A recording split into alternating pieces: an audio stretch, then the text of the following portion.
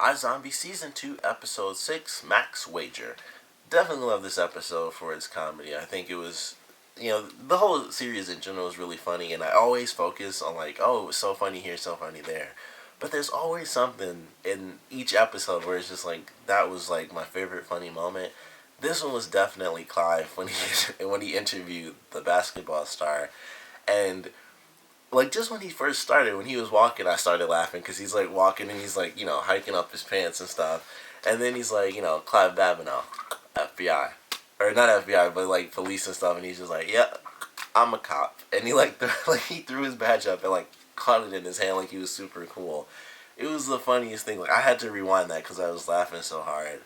And I just love that scene. Like, he was so starstruck. He's like, we should totally talk to him and stuff like that. And ultimately, it did end up coming around, oddly enough. But it was like nothing. He was just like, holy crap, it's a basketball star. I should probably talk to him. And then he was a little bit of a dick to the woman because she was like, are we done? And he was like, yeah. And because he was like starstruck, he totally ignored her at that point. I was like, man, he's all messed up right now, and that was like my favorite scene. As far as comedy goes, that was like my favorite comedy scene this episode. But there was a ton of it with Liv being an insane gambler this episode. I think as far as her gambling, I think my favorite part was like the first bet she made with Clive. And she's like, oh, like, pay you. Like, you should pay me. I just made you look good in front of your date. And then that messed him all up. And he was like, oh, it's not a date. And then she messes with him. He's just like, and no one else is saying anything, and he's just like out of nowhere, and he has to switch the subject. I thought that was really nice. That was like a funny little scene, which was also an awkward scene for them because, of course, Clive is trying to investigate Major for the meet cute stuff, and so he didn't expect to see Liv come in just walking down randomly. Because in the promo, I thought that was like a double date, but that was just like a random meetup. Like they're just sitting like eating whatever they're eating, and then here comes Liv and Major eating ice cream. It's like, oh, there's that guy I'm trying to get arrested and stuff. So that was an interesting little scene, and Major's like, let's just walk away, and Liv's like, I'm already waving, just not up, and we're gonna do this. So definitely interesting little meet between those characters, and then they actually go to the funeral for the mission when they're actually talking to the basketball star and the dead guy's wife. They actually have to go to the funeral home, which of course means that Blaine is there. Nothing comes from that just yet, but the fact that that's the funeral home means that that's like the closest one in the city, because they're always like, seemingly they're in like the downtown of the city, like wherever the police station is, and that's typically where all police stations are. So the fact that that was the funeral home they went to means that it's really close. So that could easily come up again. And I think this was kind of a rare case because the wife wouldn't talk, to Clive at all. And then it was like if she, responded to me, then we wouldn't have had to come here. So that probably won't end up being how he ends up running into Blaine in the future. But this is definitely the close call, which I guess at this point did matter to Blaine because he was having a pretty crazy episode. And that, I think his stuff was my favorite for this episode because not only does his dad come to him this time and he figures out that he finds out that he's not a zombie because he threatens the woman that used to do like his makeup and everything. So it's like, you're not a zombie, you now work for me, and I want this guy's son's brain because he'll have all the information, and I get to destroy mentally my biggest competitor. And then Blaine decides, you know what, I'm going to teach my dad a lesson and give him the brain of his father, who he hates and will just torture him. And then he finds out that his dad's been kidnapped, and it's kind of like he killed his grandfather for nothing, who he really cared about, which, they did the little recap where he talked about how much he cared for his grandfather. And he'll probably still do it once everything happens, with Major, once that's all kind of said and done. And his dad is sort of back back to messing with him. He'll still give him the brain, like, oh, here's this. But man, his episode was just like full of torment. Like honestly, it was like his dad screwed him over. He had to kill his grandfather, or that was at least his idea, because clearly from what we saw, his grandfather was in hospice and not exactly doing the best. So he kills his grandfather, and then his father's gone, and he can't even really teach him this lesson, and he probably won't be able to for a while. but I'm sure he'll get the opportunity because, it's his dad. That's going to be a major part of the story once he's, taken out of that freezer, which was another huge thing that happened. And this kind of goes back to sort of the chance meeting between, the double date stuff. And Major finds out that, he's got one guy here who's, of course, looking into the meet cute murders. And then it's like, oh, the FBI is involved with that. And it's like, oh, no, they're looking for, like, this random, this kidnapper of all these rich people. It's like, oh, that's also me. Like, great. So now I have the agent who's known me for a long time looking into the murders that I recently, like 6 months ago or whatever, committed. And now there's the FBI looking for these current murders that we actually find out in this episode that he's committing. So he's actually kidnapping people now, which in one sense it is really good because of course he's not killing all those people. It doesn't torture him as much, and that explains how he was kind of able to get past it. Because when I actually saw him like shoot the thing, I was like, man, he's actually kind of just doing it and just working past it. And then it's like, no, he's not. He probably assumes that he's being watched, and so he's doing like these random body or fake body dumps, and then he takes these people to this random hangar with mannequins in it, which was interesting. I don't know why they were mannequins and then just this giant freezer, but he has 3 people in there. So he stopped recently. I guess it was after the episode where he's like, oh, all 8 of these people, nothing. So that was his solution, so that the numbers kind of work out. And it's like, okay, I'll take them away from their families, but I won't actually kill them now. I'll just put them on ice. Once all of this is said and done, boom, release him back to the world, I guess. And I'm assuming he's not going to get busted. And if he does, it's either going to be Clive or it's going to be the woman from the FBI. And in both respects, I think it'll allow him to kind of get off where it's like, zombies. Like, that's pretty much it. And because I think that's how it'll take place, I feel like it would be Clive, most likely, and he would kind of get close to, like, the meet cute stuff, probably through Blaine, maybe, and then that would kind of lead him back to Major, and that would lead to the warehouse, and then it'll be like, I'm on to something, like, way bigger than I could have imagined, and then, it's like, zombies. Like, that's the real answer. Like, zombies for this, zombies for that.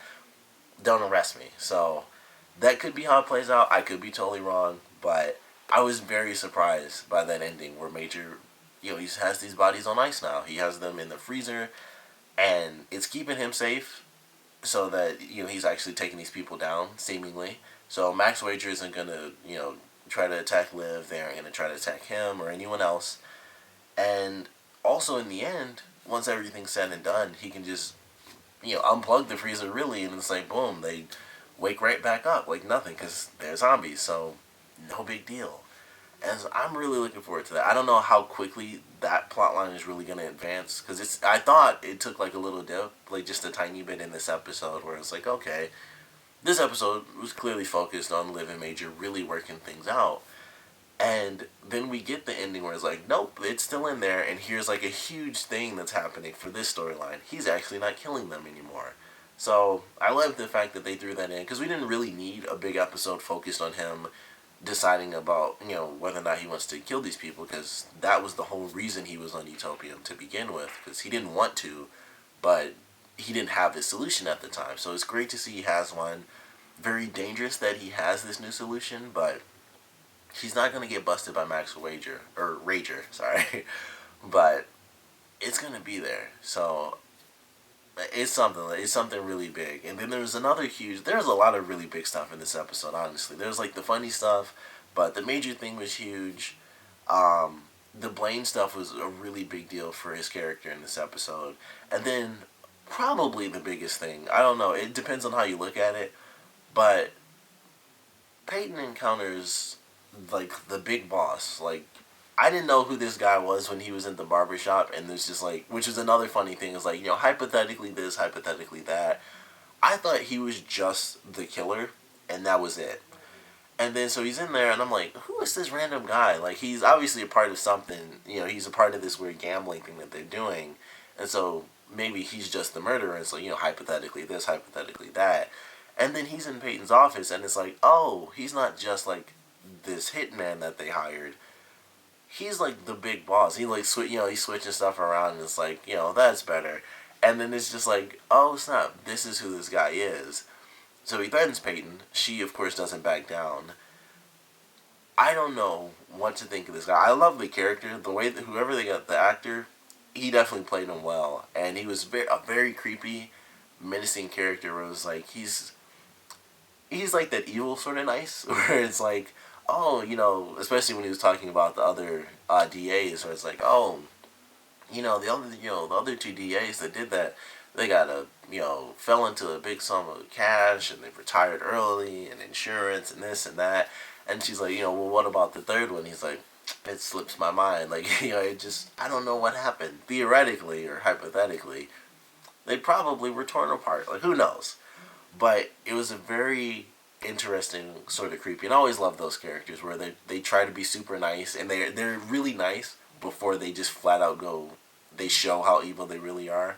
Always kind of like that, because it's interesting to watch them break down, because they always come up against someone who won't back down, and then we'll see them, when they go crazy, and it makes it very interesting, because they're the type of person that always kind of stands strong. They're obviously, like a really bad person, but they show their nicer side. They're not good, but they're really nice.